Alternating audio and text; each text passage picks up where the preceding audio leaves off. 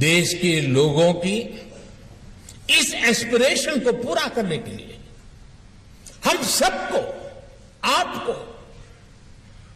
पूरे सामर्थ्य से जुटना ही होगा।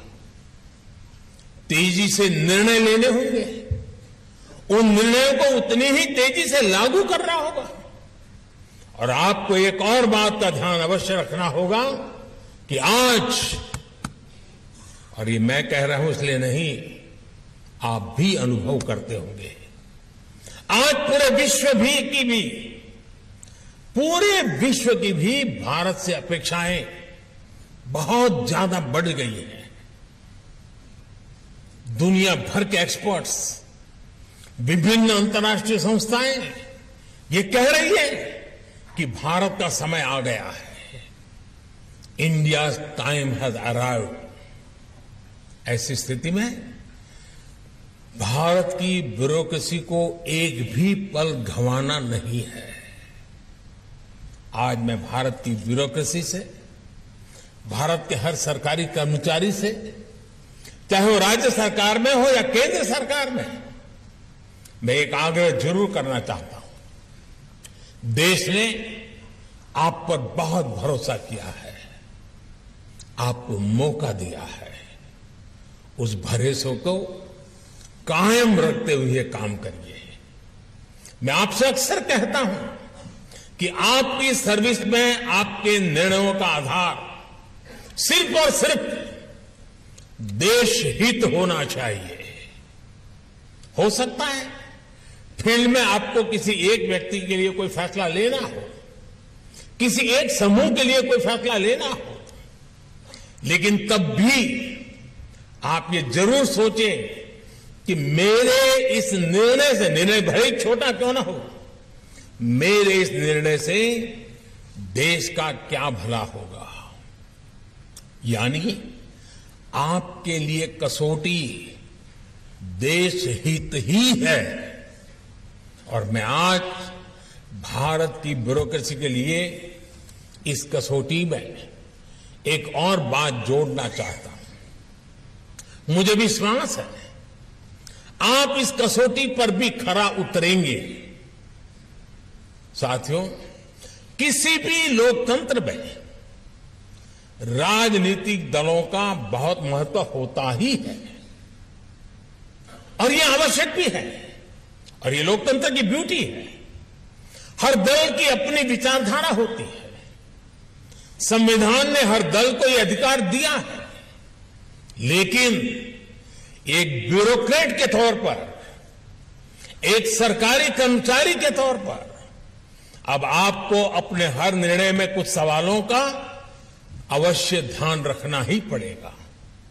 जो राजनीतिक दल सत्ता में आया है वो टैक्स पेयर्स मनी का इस्तेमाल अपने दल के हित के लिए कर रहा है या देश के हित के लिए कर रहा है, उसका उपयोग कहां हो रहा है ये आप लोगों को देखना ही होगा। दोस्तों,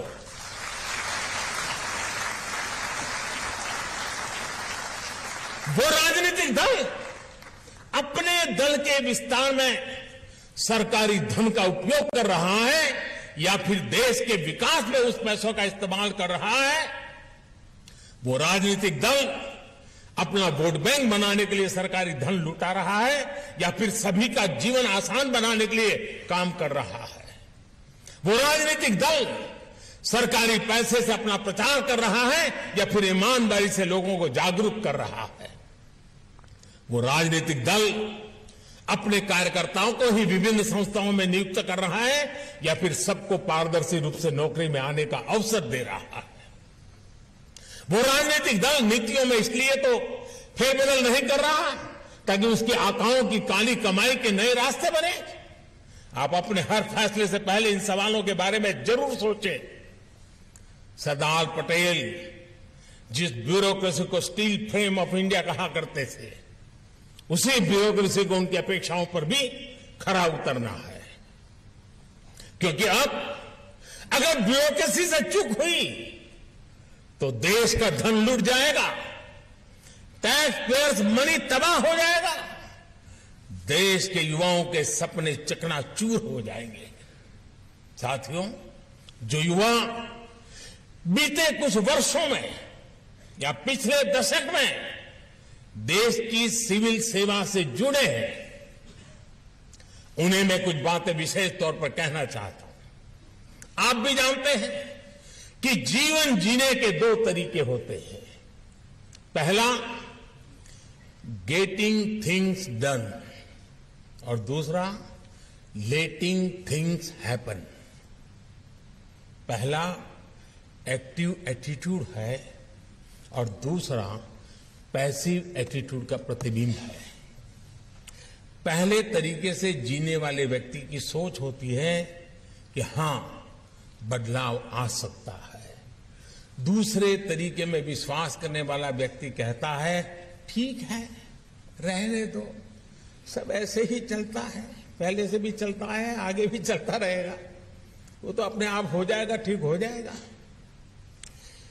गेटिंग थिंग्स डन, ये यकीन रखने वाले आगे बढ़कर जिम्मेदारी लेते हैं। जब उन्हें टीम में काम करने का अवसर मिलता है तो वो हर काम का ड्राइविंग फोर्स बन जाते हैं।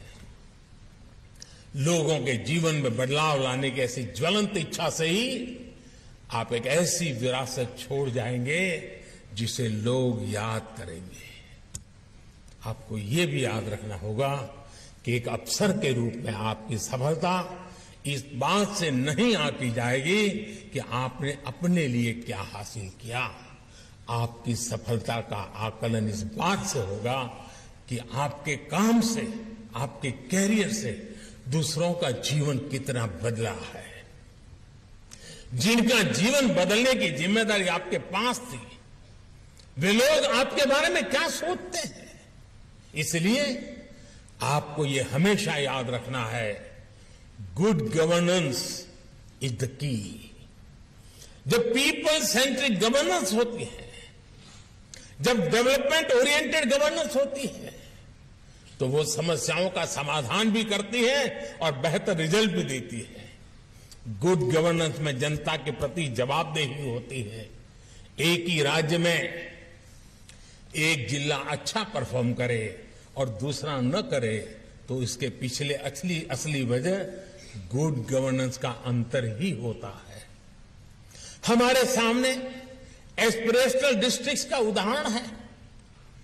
हमने जब जोश से भरे देश के युवा अफसरों को वहां नियुक्त किया, उन्हें गुड गवर्नेंस के लिए प्रेरित किया, तो नतीजे भी बेहतरीन आए। आज अनेक एस्पिरेशनल डिस्ट्रिक्ट्स डेवलपमेंट पैरामीटर्स में देश के दूसरे जिलों से भी बहुत अच्छा प्रदर्शन कर रहे हैं। जब आप इस पर फोकस करेंगे, पीपल्स पार्टिसिपेशन पर फोकस करेंगे, तो जनता में भी ओनरशिप का भाव, उसकी भावना और अधिक मजबूत होगी। और जनता जनार्दन किसी भी योजना की ओनरशिप ले लेती है तो अभूतपूर्व नतीजे आना सुनिश्चित हो जाता है। आप स्वच्छ भारत अभियान देख लीजिए, अमृत सरोवर अभियान देख लीजिए, जल जीवन मिशन देख लीजिए। इनकी सफलता का बड़ा आधार जनता द्वारा ली गई ओनरशिप है। साथियों, मुझे बताया गया है कि आप अपने जिले की आकांक्षाओं को ध्यान में रखते हुए एक डिस्ट्रिक्ट विजन एट 100 तैयार कर रहे हैं। ऐसा ही विजन पंचायत स्तर तक होना चाहिए। अपनी ग्राम पंचायत, अपने ब्लॉक, अपने डिस्ट्रिक्ट, अपने राज्य में हमें किन सेक्टर्स पर फोकस करना है, इन्वेस्टमेंट को आकर्षित करने के लिए कौन कौन से बदलाव करने हैं, हमारे जिले, ब्लॉक या पंचायत में कौन से प्रोडक्ट्स हैं जिन्हें हम एक्सपोर्ट कर सकते हैं या उस स्तर तक ले जा सकते हैं। इनको लेकर एक स्पष्ट विजन हमारे पास होना चाहिए। आप अपने क्षेत्र में स्थानीय उत्पादों को बढ़ावा देने के लिए एमएसएमई और स्वयं सहायता समूहों के बीच कड़ियों को जोड़ सकते हैं।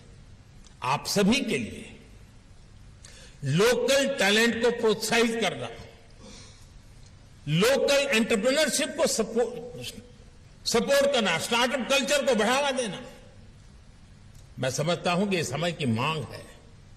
साथियों, हेड ऑफ द गवर्नमेंट रहते हुए मुझे 20 साल से भी ज्यादा समय हो चुका है। आप में से कई लोग बरसों से मेरे साथ काम कर रहे हैं और मैं तो कहूंगा मेरा सौभाग्य है कि आप जैसे साथियों के साथ मुझे काम करने का अवसर मिला है। आप जानते हैं कि मैंने हमेशा कैपेसिटी बिल्डिंग पर कितना जोर दिया है। मुझे खुशी है कि आज आप सब सिविल सर्वेंट के बीच मिशन कर्मयोगी एक बड़ा अभियान बन चुका है। मिशन कर्मयोगी का मकसद है सिविल सर्वेंट्स के फुल पोटेंशियल का उपयोग करना। कैपेसिटी बिल्डिंग कमीशन इस अभियान को पूरी मजबूती से आगे बढ़ा रहा है। मेरा यह भी मानना है कि ट्रेनिंग और लर्निंग कुछ महीनों की औपचारिकता बनकर नहीं रहनी चाहिए। इसलिए ट्रेनिंग और लर्निंग से जुड़ा क्वालिटी मटेरियल हर जगह हर समय उपलब्ध हो, इसके लिए आई गॉट प्लेटफॉर्म बनाया गया है। अब सभी नए रिक्रूट्स को आई गॉट पर कर्मयोगी प्रारंभ के ओरिएंटेशन मॉड्यूल के साथ भी ट्रेन किया जा रहा है। साथियों, बीते वर्षों में सरकार ने ब्यूरोक्रेसी को एक और बंधन से मुक्ति दिलाई है। ये बंधन का प्रोटोकॉल और हायरार्की का बंधन। आप जानते हैं कि हायरार्की के बंधनों को तोड़ने की शुरुआत भी मैंने खुद की है। मैं लगातार सेक्रेटरी से लेकर के असिस्टेंट सेक्रेटरी तक से मिलता हूं। मैं ट्रेनी अफसरों के साथ मुलाकात करता हूं। हमने डिपार्टमेंट के भीतर हर किसी की भागीदारी बढ़ाने के लिए नए आइडियाज के लिए केंद्र सरकार में भी चिंतन शिविर को बढ़ावा दिया है। हमारे प्रयासों से एक और बड़ा बदलाव आया है। पहले वर्षों तक राज्यों में रहने के बाद ही अधिकारियों को डेपुटेशन पर केंद्र सरकार में काम करने का अनुभव मिलता था। ये किसी से और किसी ने नहीं सोचा होगा कि अगर इन अधिकारियों के पास केंद्र सरकार में काम का अनुभव ही नहीं होता तो वो केंद्र के प्रोग्राम्स को जमीन पर लागू कैसे करेंगे। हमने असिस्टेंट सेक्रेटरी प्रोग्राम के जरिए इस गैप को भी भरने का प्रयास किया।